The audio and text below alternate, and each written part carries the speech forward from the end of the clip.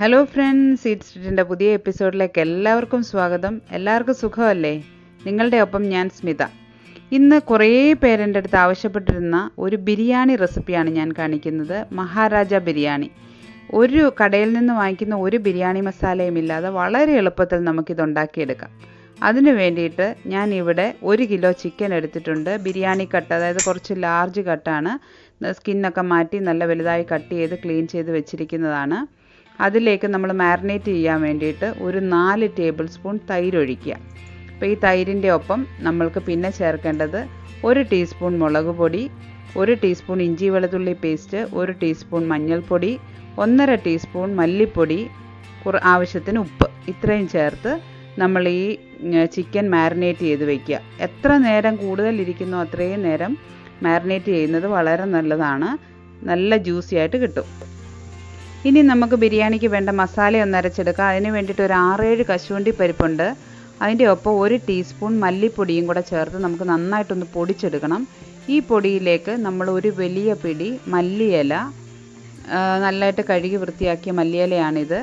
അതിനേക്കാട്ടിലൊരല്പം കുറവ് പുതിന ഇല, ഏകദേശം ഒരു പിടി തന്നെ വേണം. പിന്നെ നല്ല എരിവുള്ള ഒരു 7-8 പച്ചമുളക് വേണം. അപ്പോൾ ഇത്രയും കൂട്ടിയിട്ട് നല്ല പേസ്റ്റ് പോലെ വെള്ളം ചേർത്ത് അരച്ചെടുക്കുക.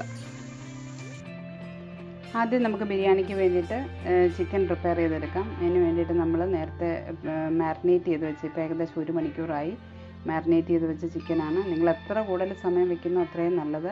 ഇപ്പോൾ ചിക്കൻ നന്നായിട്ട് മാരിനേറ്റ് ആയിട്ടുണ്ട്. ഇതിൻ്റെ ഒപ്പം നമുക്ക് വേണ്ടത് നമ്മൾ അരച്ച് വെച്ചിരിക്കുന്ന മസാലയാണ്. കശുവണ്ടി, മല്ലിപ്പൊടി, മല്ലിയില, പുതിന ഇല, പച്ചമുളക് ഇത്രയും ചേർത്ത് അരച്ച് വെച്ച പേസ്റ്റാണ്. അതിൻ്റെ ഒപ്പം നമുക്ക് 3 വലിയ സവോള നല്ല തിന്നായിട്ട് സ്ലൈസ് ചെയ്തതാണിത്. പിന്നെ നമുക്ക് വേണ്ടത് 1 ടീസ്പൂൺ ഇഞ്ചി വെളുത്തുള്ളി പേസ്റ്റ് വേണം. 1 ടീസ്പൂൺ നമ്മൾ ചിക്കനിൽ ചേർത്തിട്ടുണ്ട്. പിന്നെ 1 ടീസ്പൂൺ ഇഞ്ചി വെളുത്തുള്ളി പേസ്റ്റ്, 1/2 ടീസ്പൂൺ ഗരം മസാല, പിന്നെ ഒരു വലിയ ടൊമാറ്റോ ചെറുതായിട്ട് അരിഞ്ഞത് വേണം. പിന്നെ നമ്മൾക്ക് എണ്ണയിലിട്ട് ആദ്യം ഒന്ന് വഴറ്റാൻ വേണ്ടി 1 ഇഞ്ച് കഷ്ണമുള്ള 2 പട്ടയുടെ കഷ്ണം വേണം. 1 ഇഞ്ച് വീതമുള്ള 2 പട്ട കഷ്ണം, ഒരു 5 ഏലക്ക, 5 കഷ്ണം ഗ്രാമ്പു. പിന്നെ ഇത് രംഭയില എന്ന് പറയും. എൻ്റെ വേറെ റെസിപ്പികളിലൊക്കെ ഞാൻ പറഞ്ഞിട്ടുണ്ട്. പാണ്ടാൻ ലീവ്സ്, രംഭയില, ഇതുണ്ടെങ്കിൽ ഇട്ടാൽ മതി, ഇല്ലെങ്കിൽ വേണ്ട. പിന്നെ നമുക്ക് വേണ്ടത് 1 ടേബിൾ സ്പൂൺ നെയ്യ്, 1 ടേബിൾ സ്പൂൺ റിഫൈൻഡ് ഓയിൽ, പിന്നെ ഉപ്പ് ആവശ്യത്തിന്, കുറച്ച് തിളച്ച വെള്ളം. ഇപ്പോൾ നമ്മൾ ചിക്കൻ കറി ഉണ്ടാക്കാൻ വേണ്ടിയിട്ട് ഞാൻ 1 ടേബിൾ സ്പൂൺ നെയ്യും 1 ടേബിൾ സ്പൂൺ റിഫൈൻഡ് ഓയിലും കൂടെ ഒഴിച്ചിട്ടുണ്ട്. അതൊരു ചൂട് കട്ടിയുള്ള പാത്രത്തിലേക്കാണ് ഒഴിച്ചിരിക്കുന്നത്. അതൊന്ന് ചൂടാകുമ്പോൾ നമ്മൾ ഈ എടുത്ത് വെച്ചിരിക്കുന്ന ഹോൾ സ്പൈസസും ഈ പാണ്ടൻ ലീവ്സും കൂടി ഒന്ന് ഇട്ട് കൊടുക്കണം. അതൊന്ന് പൊട്ടി വരുമ്പോൾ അതിലേക്ക് നമ്മൾ എടുത്ത് വെച്ചിരിക്കുന്ന ഉള്ളി ചേർത്ത് അല്പം ഉപ്പും കൂടെ ചേർത്ത് നന്നായിട്ട് വഴറ്റി കൊടുക്കുക.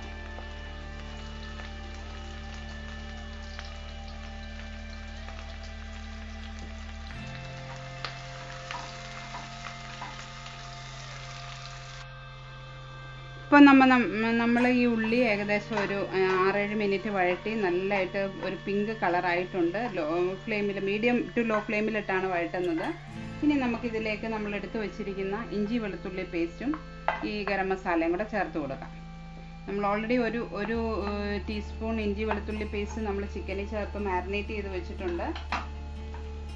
അപ്പോൾ അത് കൂടാതെയാണ് ഞാനിതിട്ടേക്കുന്നത്. ഇതിൻ്റെ പച്ചമണം മാറുന്നതും വരെ ഇതൊന്ന് വഴറ്റിയെടുക്കാം. ഇപ്പോൾ നമ്മുടെ ഈ ഇഞ്ചി വെളുത്തുള്ളി പേസ്റ്റിൻ്റെ പച്ചമണമൊക്കെ നന്നായിട്ട് മാറിയിട്ടുണ്ട്. ഈ സമയത്ത് നമുക്കിതിലേക്ക് നമ്മൾ അരച്ച് വെച്ചിരിക്കുന്ന മസാലകൾ ചേർത്ത് കൊടുക്കാം. ഇതിലെല്ലാം പച്ച മസാലകളുള്ളതായതുകൊണ്ട് വളരെ ക്ഷമയോടെ വഴറ്റണം. ബിരിയാണി ഉണ്ടാക്കുമ്പോൾ ഒരിക്കലും ആ പച്ച മസാല നമുക്ക് ടേസ്റ്റ് ചെയ്യാൻ ഇടവരരുത്. അപ്പം നന്നായിട്ട് ഒരു മീഡിയം ടു ലോ ഫ്ലെയിമിലിട്ട് നന്നായിട്ട് വഴറ്റിയെടുക്കണം. അപ്പോൾ ഇതൊന്ന് ഒരല്പം വഴന്ന് കഴിയുമ്പോൾ തന്നെ അതിൻ്റെ കൂട്ടത്തിലേക്ക് നമുക്ക് ഈ തക്കാളിയും കൂടെ ചേർത്ത് വഴറ്റി കൊടുക്കാം. ഇപ്പോൾ നമ്മൾ തക്കാളിയും കൂടെ ഇതിലേക്ക് ചേർത്തിട്ടുണ്ട്. അപ്പം നമ്മുടെ ഈ ബിരിയാണിയുടെ എരിവെന്ന് പറയുന്നത് നമ്മൾ 1 ടീസ്പൂൺ മുളക് പൊടി ഈ ചിക്കനകത്ത് ചേർത്തിട്ടുണ്ട്. അത് കൂടാതെ നമ്മൾ അരച്ചിരിക്കുന്ന പച്ചമുളകാണ് ഈ ബിരിയാണിയുടെ മസാലയ്ക്ക് നമുക്ക് എരിവ് തരുന്നത്. അപ്പോൾ ഇത് നന്നായിട്ട് എണ്ണ തെളിഞ്ഞ് വരുന്നിടം വരെ ഇതൊന്ന് വഴറ്റിയെടുക്കണം. ഇപ്പോൾ നമ്മൾ വഴറ്റിക്കൊണ്ടിരുന്ന മസാലയിൽ സൈഡിൽ നിന്ന് കണ്ട എണ്ണയൊക്കെ തെളിഞ്ഞ് വരുന്നുണ്ട്. ഇപ്പം മസാലയുടെ നല്ല ഇലകളുടെയൊക്കെ ഒരു ചെറിയ മൂത്ത മണവും വരുന്നുണ്ട്. അപ്പോൾ ഈ സമയത്ത് നമ്മൾ മാരിനേറ്റ് ചെയ്ത് വെച്ചിരിക്കുന്ന ചിക്കൻ ഇതിലേക്ക് ഇട്ട് കൊടുക്കാം. ഈ ചിക്കൻ ഇട്ടിട്ട് വീണ്ടും നമ്മളൊരു 6-7 മിനിറ്റ് നന്നായിട്ട് വഴറ്റണം. കാരണം ഇതിലേക്ക് നമ്മളിട്ടിരിക്കുന്ന മുളക് പൊടി മല്ലിപ്പൊടിയൊക്കെ ഉണ്ടല്ലോ, അപ്പോൾ അതെല്ലാം ഒന്ന് നന്നായിട്ട് പച്ചമണം മാറി വഴന്ന് വരുന്നിടം വരെ ഇത് നല്ലതായിട്ട് ഓപ്പൺ ആയിട്ടിട്ട് അടച്ചു വയ്ക്കാതെ നമ്മളൊന്ന് വഴറ്റിയെടുക്കണം.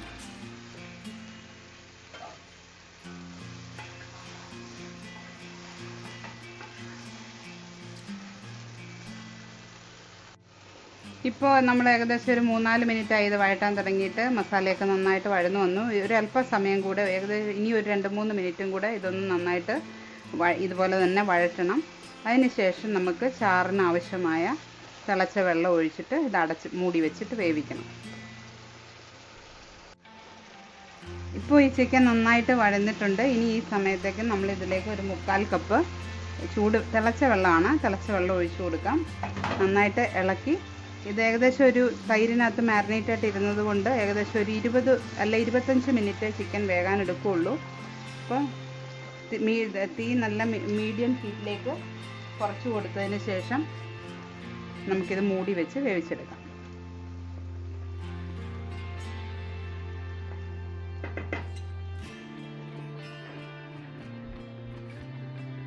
ഇപ്പോൾ നമ്മുടെ ചിക്കനൊക്കെ നന്നായിട്ട് വെന്ത് ചാറൊക്കെ കുറുകിയിട്ടുണ്ട്. അപ്പോൾ ഇതിലേക്ക് നമ്മളിപ്പോൾ കുറച്ച് മല്ലിയില അരിഞ്ഞതും കൂടെ ചേർത്തിട്ട് നമുക്ക് ഇതങ്ങ് ഓഫ് ചെയ്യാം. അപ്പോൾ ഇതൊന്നൊരു അല്പം നേരം ഇരിക്കണം. അപ്പോൾ അതിൻ്റെ ചാറ് കുറച്ചും കൂടെ തിക്കായിട്ട് വേണം നമ്മളിനി ബിരിയാണി ദം വയ്ക്കാനായിട്ട് ലെയർ ചെയ്യാം. ഇനി നമ്മൾ ഈ ചിക്കൻ ആയ സമയത്ത് നമ്മൾക്ക് പിന്നെ അരിയും കൂടെ വേവിച്ചെടുക്കാം. അരി 2 രീതിയിലെടുക്കാം. അരി പറ്റിച്ചെടുക്കാം. പിന്നെ എനിക്ക് പക്ഷേ ഇങ്ങനെ ഈ ബിരിയാണിക്ക് അരി ഇങ്ങനെ വേവിച്ചൂറ്റിയെടുക്കുന്നതാണ് ഇഷ്ടം. അപ്പോൾ അതിന് വേണ്ടിയിട്ട് ഞാനൊരു വലിയ പാത്രത്തിൽ കുറച്ച് വെള്ളം വെച്ചിട്ടുണ്ട്. അതിലേക്കൊരു 4-5 ഏലക്ക, 4-5 കഷ്ണം ഗ്രാമ്പൂ, ഒരു 1 ഇഞ്ച് കഷ്ണം പട്ട, പിന്നെ കറുവയുടെ ഇല, ഒരു 3-4 കറുവയുടെ ഇല, അതിൻ്റെ ഒപ്പം 1 ടീസ്പൂൺ എണ്ണ, പിന്നെ ഒരു 1-1.5 ടീസ്പൂൺ ഉപ്പ്, ഇത്രയും ചേർത്തിട്ട് ഈ വെള്ളം നന്നായിട്ട് വെട്ടി തിളയ്ക്കുമ്പോൾ നമുക്ക് അരി ഇട്ട് കൊടുക്കാം. ഞാൻ ബസ്മതി റൈസാണ് നമ്മളുടെ ബിരിയാണിക്ക് വേണ്ടിയിട്ട് എടുത്തിരിക്കുന്നത്. ഈ ബിരിയാണിക്ക് ബസ്മതി റൈസാണ് നല്ലത്. ഇത് ഏകദേശം ഒരു 20 മിനിറ്റ് വെള്ളത്തിൽ, ഒരു ചെറിയ ചൂടുവെള്ളത്തിൽ സോക്ക് ചെയ്ത് വെച്ചിട്ട് ഊറ്റി വെച്ചിരിക്കുന്നതാണ്. 3 കപ്പ് അരിയാണ് ഞാനിവിടെ എടുത്തിരിക്കുന്നത്. 1 കിലോ ചിക്കന് 3 കപ്പ് അരിയാണ് ഞാൻ എടുത്തിരിക്കുന്നത്. 3 കപ്പ് അരി എന്ന് പറയുമ്പോൾ ഏകദേശം 3/4 കിലോ വരും. 1 കിലോ അരി എന്ന് പറയുന്നത് 4 കപ്പാണ്. അത് നന്നായിട്ട് കഴിക്കുന്ന 8 പേർക്ക് കഴിക്കാനുള്ളതാണ് അളവ്. അപ്പോൾ ഈ 3 കപ്പ് അരിക്ക് ഏകദേശം ഒരു 6 പേർക്കുള്ള ബിരിയാണി ഉണ്ടാവും. ഇപ്പോൾ നമ്മുടെ അരി വേവിക്കാനുള്ള വെള്ളം വെട്ടി തിളയ്ക്കുന്നുണ്ട്. ഈ സമയത്ത് നമ്മളിതിലേക്ക് കഴുകി കുതിർത്ത് വാരി വെച്ചിരിക്കുന്ന അരി ഇട്ട് കൊടുക്കാം. ഈ അരി ഇട്ട് കൊടുത്തതിന് ശേഷം നമ്മൾ ഇതൊരു 3/4 വേവിൽ, അതായത് അരി ഒട്ടും കുഴഞ്ഞു പോകരുത്. നമ്മൾ ഈ അരിയുടെ കൂടെ തന്നെ നിൽക്കണം. ഇട്ടിട്ട് നമ്മൾ മാറിപ്പോകരുത്. പോയി കഴിഞ്ഞ് കഴിഞ്ഞാൽ അരി വെന്ത് പോകും. അപ്പോൾ ഒരു 3/4 വേവിലാണ് നമുക്കിത് ഊറ്റിയെടുക്കേണ്ടത്. ഇപ്പം നമ്മുടെ അരി നന്നായിട്ട് വെന്തിട്ട് ഒരു 3/4 വേവായിട്ടുണ്ട്. ഒട്ടും കുഴഞ്ഞു പോയിട്ടില്ല, എന്നാൽ ഒട്ടും പിന്നെ വെന്ത് കൂടി പോയിട്ടുമില്ല. കറക്റ്റ് പരുവമാണ്. ഈ സമയത്ത് നമ്മൾ ഒരു ടീസ്പൂൺ നാരങ്ങാനീരൊഴിച്ചിട്ട് നന്നായിട്ട് ഇളക്കിയിട്ട് ഇത് ഊറ്റിയെടുക്കണം. ഇത് നമ്മളൊരു നെറ്റിൻ്റെ അരിപ്പയിലേക്ക് ഊറ്റിയെടുക്കുകയോ അല്ലെങ്കിൽ നമ്മൾ കിഴുത്തുള്ള തവി വെച്ച് കോരിയെടുക്കുകയോ എന്തെങ്കിലും ചെയ്താൽ മതി. അല്ല ഇങ്ങനെ തന്നെ ഊറ്റാൻ നിങ്ങൾക്ക് പറ്റുമെങ്കിൽ ഇങ്ങനെ തന്നെ നമ്മൾ അടപ്പിട്ട് ഊറ്റിയെടുക്കുക. പക്ഷേങ്കിൽ നമ്മൾ അടച്ച് വെക്കരുത് വീണ്ടും. അപ്പോൾ ഇരുന്ന അരിയുടെ വേവ് കൂടും. ഇപ്പോൾ കറക്റ്റ് വേവാണിത്. ഇനി ഈ ബിരിയാണി ദം ചെയ്യാൻ എങ്ങനെയാണ് വെക്കുന്നത് നോക്കാം. അതിന് വേണ്ടിയിട്ട് ഇതുപോലെ വൈഡായിട്ടുള്ള പാത്രം ഉണ്ടെങ്കിൽ അതെടുക്കുക. അല്ലെങ്കിൽ നിങ്ങൾ നോൺ സ്റ്റിക്കിൻ്റെ കുറച്ച് പൊക്കമുള്ള പാത്രമാണെങ്കിലും മതി. അപ്പോൾ ഞാൻ ഈ ഒരു പാത്രമാണ് എടുത്തിരിക്കുന്നത്. പിന്നെ അതിൻ്റെ അടിയിലൊരു ചെറിയ ടീസ്പൂൺ നെയ്യ് ഒഴിച്ചിട്ടുണ്ട്. പിന്നെ നമ്മൾ എടുത്തിരിക്കുന്നത് ഫുഡ് കളറാണ്. ഇത് permitted food colour, orange red കളറാണ്. ഇതൊരല്പം വെള്ളത്തിൽ കലക്കി എടുത്തിരിക്കുകയാണ്. അതിൻ്റെ നിങ്ങൾക്ക് ഇഷ്ടമുള്ള ഏതെങ്കിലും ബ്രാൻഡ് വാങ്ങിക്കാം. ഞാനിവിടെ വാങ്ങിച്ചിരിക്കുന്നത് ഇതാണ്. പിന്നെ ഞാൻ എടുത്തിരിക്കുന്നത് ഒരു 2 ടേബിൾ സ്പൂൺ പാലിനകത്ത് ഒരു നുള്ള് സാഫ്രൺ ഇട്ടിട്ട്, ചൂട് പാലായിരുന്നു, അപ്പോൾ സാഫ്രൺ ഇട്ടിട്ട് സോക്കാക്കി എടുത്തതാണ്. ഇപ്പോൾ അതിലേക്ക് നമ്മൾ ഒരു 1/2 ടീസ്പൂൺ റോസ് എസൻസ് അല്ല, റോസ് വാട്ടറും കൂടെ ഒഴിച്ചു കൊടുക്കും. പിന്നെ നമുക്ക് ഡെക്കറേറ്റ് ചെയ്യാനുള്ള ഐറ്റംസ് ആണ് വേണ്ടത്. ഇത് മല്ലിയിലയും പുതിനയിലയും കൂടെ ചെറുതായിട്ട് ചോപ്പ് ചെയ്തതാണ്. പിന്നെ കുറച്ച് വറുത്ത ഉള്ളി, വറുത്ത അണ്ടിപ്പരിപ്പും മുന്തിരിങ്ങയും, പിന്നെ കുറച്ച് ക്യാരറ്റ് വളരെ നേർമയായിട്ട് അരിഞ്ഞതാണ്. പിന്നെ ഇനി നമ്മൾ ദമ്മിടാൻ വേണ്ടിയിട്ട് എന്താണ് ചെയ്യേണ്ടതെന്ന് നോക്കാം. ആദ്യം ദമ്മിടാൻ വേണ്ടിയിട്ട് നമ്മൾ ഉണ്ടാക്കി വെച്ചിരിക്കുന്ന ചോറ് ഒരു പകുതി ഇതിലേക്ക് ഇട്ട് കൊടുക്കുക. അപ്പോൾ എൻ്റെ പാത്രം വൈഡ് ആയതുകൊണ്ട് ഞാൻ ഒരു അടിയിലൊരു ലെയറും പിന്നെ ചിക്കൻ കഴിഞ്ഞിട്ട് പിന്നെ ഒരു ലെയറും കൂടെ ഞാൻ ഇടുന്നുള്ളൂ. ഇപ്പം നിങ്ങൾക്ക് പാത്രം ഇത്രയും വൈഡ് അല്ല എങ്കിൽ നിങ്ങൾക്ക് 2 or 3 ലെയറിലാക്കിയിട്ട് ഇടാം. അപ്പം ഞാൻ ആദ്യത്തെ ലെയർ ചോറിട്ട് കൊടുത്തിട്ടുണ്ട്. ഇനി ഇതിൻ്റെ പുറത്തേക്ക് നമ്മൾ ചോറ് നല്ല നിരപ്പാക്കുക. ചോറിങ്ങനെ നല്ല നിരപ്പാക്കി വെച്ചിട്ട് അമുക്കണ്ട, നല്ല നിരപ്പാക്കിയാൽ മതി. ഇനി ഇതിലേക്ക് നമ്മൾ വേവിച്ച് വെച്ചിരിക്കുന്ന ചിക്കൻ ഗ്രേവി സഹിതം നമ്മൾ ഇതിങ്ങനെ നിരത്തി കൊടുക്കാം.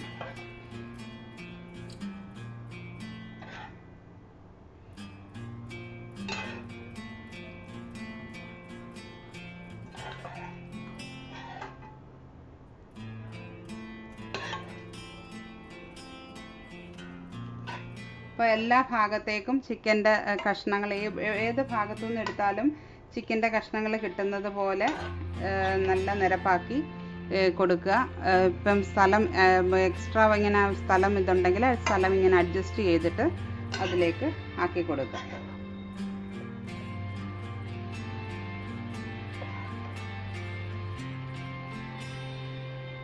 ഇനി നമ്മൾ ഈ ഗ്രേവി ഉള്ളത് കുറച്ച് നമ്മൾ ഈ ഇടയ്ക്ക് ഗ്യാപ്പുള്ള ഈ ചോറിൻ്റെ മുകളിലേക്ക് ഒഴിച്ചു കൊടുക്കുക. അപ്പോൾ അത് കുറച്ച് ലൂസായി താഴേക്ക് പോയിട്ട് എല്ലാ ചോറിലും പിടിച്ചോളും. ഇനി ഒരല്പം ഞാൻ ബാക്കി വെച്ചിട്ടുണ്ട് മുകളിലത്തെ ലെയർ ചോറിന് വേണ്ടിയിട്ട്. ഇനി നമ്മൾക്ക് ഇതിലേക്ക് നമ്മൾ എടുത്തു വെച്ചിരിക്കുന്ന സാഫ്രണും പാലും കൂടെ ഉള്ളത് ഇടയ്ക്കിടയ്ക്ക് അങ്ങും ഇങ്ങുമായിട്ട് ഇച്ചിരി ഒഴിച്ചു കൊടുക്കാം. ഒരുപാട് സാഫ്രൺ വേണ്ട, സാഫ്രൺ ഒരുപാട് ചുവയായി കഴിഞ്ഞ് കഴിഞ്ഞാൽ കൊള്ളത്തില്ല. ഒരല്പം സാഫ്രൺ മതി. ഈ സാഫ്രണിൽ ഞാൻ റോസ് വാട്ടറും കൂടെ ചേർത്തതാണ്.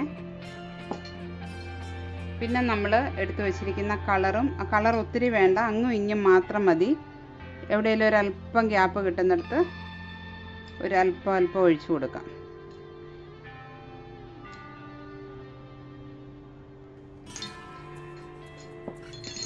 ഇനി ഇതിൻ്റെ മുകളിലേക്ക് നമ്മൾ കുറച്ച് മല്ലിയിലയും പുതിനയിലയും കൂടെ അരിഞ്ഞത് തൂവി കൊടുക്കാം. ഒരല്പം ഉള്ളി വറുത്തതും പിന്നെ ഒരല്പം ക്യാരറ്റും കൂടെ നമ്മൾക്ക് ഇട്ട് കൊടുക്കും. ഈ ക്യാരറ്റൊക്കെ ഒരു ഭംഗിക്ക് വേണ്ടിയിട്ട് ഇടുന്നതാണ്, ഇത് ഇടണമെന്നില്ല.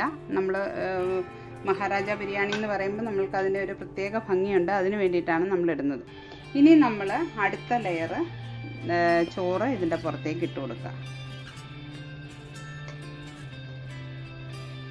ഇപ്പം നമ്മൾ രണ്ടാമത്തെ ലെയറും ചോറിട്ട് കഴിഞ്ഞു. ഇനി നമ്മുടെ ഒരല്പം ഗ്രേവി ബാക്കിയുണ്ട്. അപ്പോൾ ആ ഗ്രേവി ഇതിൻ്റെ മേളിൽ കൂടെ നമ്മൾ ഇതൊക്കെ ഒഴിച്ചു കൊടുക്കുക. അപ്പം മേളിലത്തെ ലെയറിൽ നിന്ന് താഴത്തെ ലെയറിലോട്ടും കൂടെ ആ ഗ്രേവി ഇറങ്ങിക്കോളും നമ്മൾ ദം ചെയ്യുന്ന സമയത്ത്. അപ്പം അത് ഉള്ളത്രയും ബാലൻസ് ഉണ്ടെങ്കിൽ ഒഴിക്കുക, ഇല്ലെങ്കിൽ വേണ്ട. അപ്പോൾ എൻ്റെ കയ്യിൽ കുറച്ച് ഗ്രേവി ബാലൻസ് ഉണ്ടായിരുന്നു, അതുകൊണ്ട് ഞാനതിങ്ങനെ ഒഴിച്ചു കൊടുത്തത്.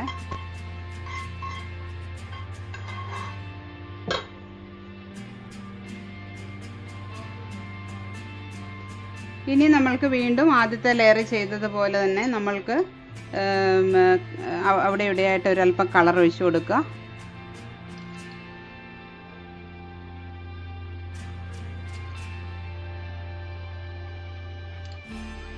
ഈ കളർ നിങ്ങൾക്ക് ഇഷ്ടമില്ലെങ്കിൽ നിങ്ങൾക്ക് കളർ ഒഴിവാക്കാം. പക്ഷേ കളറും കൂടെ കിടക്കുമ്പോൾ ഒരു ഭംഗിയുണ്ട്, അത് കാരണമാണ് ഞാൻ കളറ് ഒഴിച്ചത്. ഇനി നമുക്ക് സാഫ്രണിൻ്റെ മിൽക്ക് നമ്മൾ റോസ് വാട്ടറും കൂടെ ചേർത്ത് വെച്ചിരിക്കുന്നത് ഇടയ്ക്കിടയ്ക്ക് ഒഴിച്ചു കൊടുക്കാം. ഈ സാഫ്രണിൻ്റെ മിൽക്കും റോസ് വാട്ടറും കൂടെ ഒരു നല്ല ഫ്ലേവറാണ് ഈ ബിരിയാണിക്ക് തരുന്നത്. അപ്പോൾ അതുകൊണ്ട് നിങ്ങളുടെ കയ്യിലുണ്ടെങ്കിൽ നിങ്ങളിത് യൂസ് ചെയ്യാൻ ശ്രമിക്കുക. പിന്നെ ഇല്ല എങ്കിലിപ്പം വേണ്ട, അല്ലാതെ ബാക്കിയുള്ള പ്രോസസ്സിൽ നമ്മൾ ബിരിയാണി ഉണ്ടാക്കിയാൽ മതി.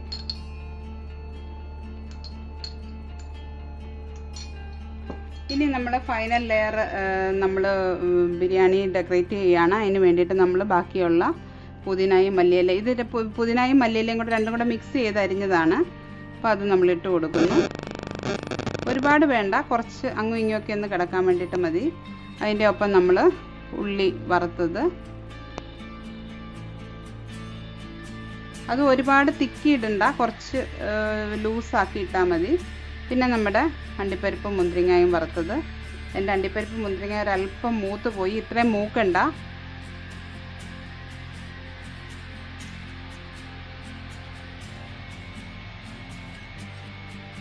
ഇനി നമ്മൾ എടുത്തു വച്ചിരിക്കുന്ന ക്യാരറ്റ് അങ്ങും ഇങ്ങും നമ്മൾ നിരത്തി കൊടുക്കാം. ഇനി ഞാൻ ഏറ്റവും ഈസിയസ്റ്റ് വേയിൽ നിങ്ങൾക്ക് വീട്ടിൽ എളുപ്പത്തിൽ ചെയ്യാൻ പറ്റുന്ന ഒരു ദമ്മ പ്രോസസ്സാണ് പറയുന്നത്. എനിക്ക് എൻ്റെ കയ്യിൽ ഓവനുണ്ട്, എനിക്ക് വേണമെങ്കിൽ ഓവനിൽ വെച്ചിട്ട് ദം ചെയ്യാം. ഓവൻ ഉള്ളവർക്ക് അങ്ങനെ ചെയ്യാം. പക്ഷേ ഓവൻ ഇല്ലാത്തവർക്ക് വേണ്ടിയിട്ടാണ് ഞാൻ ഇത് കാണിക്കുന്നത്. അപ്പോൾ ഇങ്ങനെ നമ്മൾ ഫുൾ ഡെക്കറേറ്റ് ചെയ്തെടുത്തു. ഇനി നമ്മൾ ചെയ്യുന്നത്, ഇനി ഇതിൻ്റെ ഈ പാത്രത്തിൻ്റെ എൻ്റെ അടപ്പെന്ന് പറഞ്ഞ ഒരു ഗ്ലാസ് ലിഡാണ്. അപ്പോൾ അതിങ്ങനെ പൊങ്ങിയിരിക്കും. ആ ലിഡ് വെച്ച് എനിക്കിത് ദമ്മിന് വെക്കാൻ പറ്റില്ല. അതുകൊണ്ട് ഞാൻ ആ അടപ്പ് മാറ്റിയിട്ട് എൻ്റെ കയ്യിലൊരു ഫ്ലാറ്റ് അടപ്പുണ്ടായിരുന്നു, ഒരു അലുമിനിയത്തിൻ്റെ. അപ്പോൾ അത് വെച്ചാണ് ഞാനിത് ദമ്മിന് അടയ്ക്കാൻ പോകുന്നത്. ഇപ്പോൾ ഇത് എൻ്റെ കയ്യിലുണ്ടായിരുന്നൊരു പഴയ അടപ്പാണ്. അപ്പോൾ ഇത് വെച്ച് ഇതെൻ്റെ കറക്റ്റ് എക്സാക്ട്ലി ഒട്ടും ഇതാകാതെ പിന്നെ അടഞ്ഞു കിട്ടും. അപ്പോൾ ഇതിങ്ങനെ വെച്ചിട്ട് ഞാൻ ഇതിൻ്റെ പുറത്ത് നിങ്ങൾക്ക് വേണമെങ്കിൽ ആട്ട കുഴച്ചിട്ട് ആട്ട വെച്ചിട്ട് നമുക്കിത് ഫില്ല് ചെയ്തെടുക്കാം. അപ്പോൾ എൻ്റെ കയ്യിലിപ്പോൾ ആട്ട കുഴച്ചതില്ല, അത് കാരണം ഞാനിതിങ്ങനെ വെച്ചിട്ട് ഫോയിൽ പേപ്പർ വെച്ചിട്ടാണ് അടയ്ക്കുന്നത്. അത് നമ്മളങ്ങനെ ചെയ്യുന്നതെന്ന് പറഞ്ഞു കഴിഞ്ഞാൽ ഒട്ടും നമ്മളുടെ ആവി പുറത്ത് പോകാതിരിക്കാൻ വേണ്ടിയിട്ടാണ് നമ്മളങ്ങനെ ചെയ്യുന്നത്. അപ്പോൾ ഇതിങ്ങനെ വെച്ചിട്ട് നമ്മൾ ഫോയിൽ പേപ്പർ വെച്ച് ടൈറ്റായിട്ട് നമ്മൾ ഇതിങ്ങനെ അമുക്കി കൊടുക്കുക.